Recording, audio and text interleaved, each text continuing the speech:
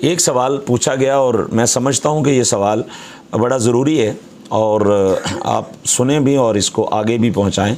کہ بیت الخلاء میں واش روم میں جب جاتے ہیں تو اس وقت کعبۃ اللہ شریف کو سمت قبلہ کو منہ کرنا یا پیٹھ کرنا کیسا ہے؟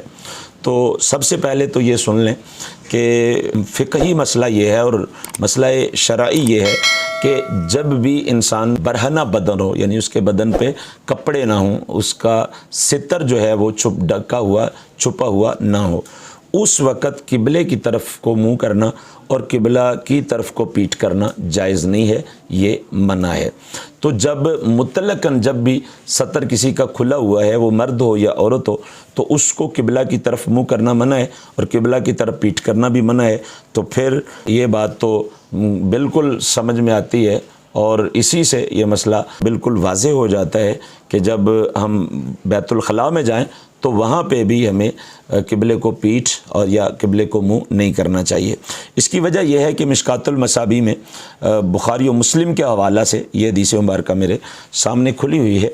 حضور پاک صاحب الاولاق سیاح افلاق صلی اللہ تعالیٰ علیہ وسلم نے ارشاد فرمایا اذا اتیتم الغائط فلا تستقبلوا القبلۃ ولا تستدبروها، فرمایا جب تم رفع حاجت کے لیے جاؤ تو قبلے کی طرف نہ منہ کرو اور نہ قبلہ کی طرف پیٹھ کرو۔ تو جب یہ حکم رسول کریم صلی اللہ تعالیٰ علیہ وسلم آ گیا تو پھر ہمیں اس پہ عمل کرنا چاہیے، کیونکہ وما آتاکم الرسول فخذوہ وما نہاکم عنہ فانتہوا، فرمایا جو میرے محبوب، جو میرے رسول تمہیں عطا کرتے ہیں وہ لے لو اور جس سے منع کرتے ہیں اس سے باز آ جاؤ، اس سے منع ہو جاؤ۔ تو اس میں کریم نبی صلی اللہ تعالیٰ علیہ وآلہ وبارک وسلم نے منع فرما دیا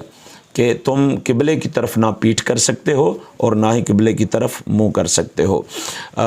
یہ مسئلہ وہ لوگ اگر سنیں کہ جو دوسرے ممالک میں جاتے ہیں تو ان کے لیے بڑا تشویش کا باعث ہوگا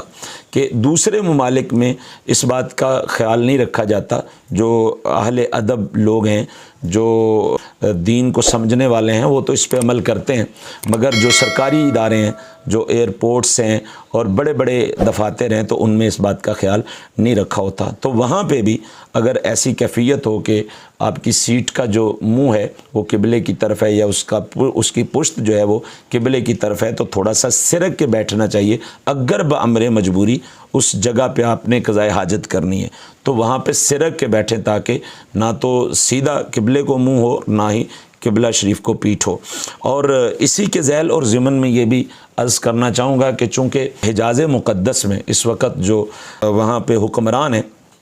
وہ نجد کے رہنے والے نجدی لوگ ہیں، ادب و احترام سے وہ آری ہیں، ان کا ادب و احترام سے کوئی پالا نہیں ہے۔ تو وہاں پہ بھی میں نے بارے دیگر یہ دیکھا ہے کہ وہاں پہ بھی جو وہاں پہ سیٹیں رکھی جاتی ہیں تو ان کا کوئی خیال نہیں رکھا جاتا، اور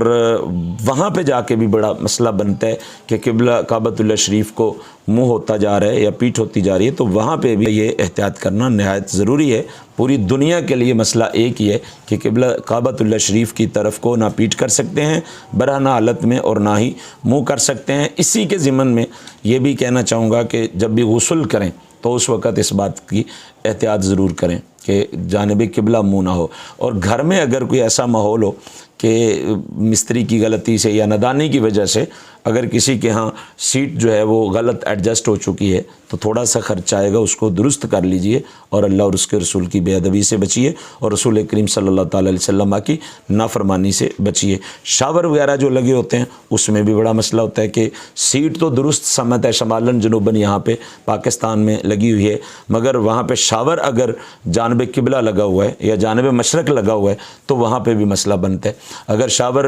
جو ہے وہ مغرب کی دیوار کے ساتھ ہے تو وہاں پہ بھی جب آپ غسل کریں گے تو آپ کا منہ جو ہے وہ قبلہ کی طرف ہوگا، اور اگر مشرق کی دیوار کے ساتھ ہے تو وہاں پہ جب آپ غسل کریں گے تو وہاں پہ آپ کی پیٹھ جو ہے وہ قبلہ کی طرف ہوگی، اور اس بات کی اجازت نہیں ہے۔ اس کو بھی تبدیل کیا جا سکتا ہے تاکہ اللہ اور اس کے رسول کی نافرمانی سے بچا جا سکے۔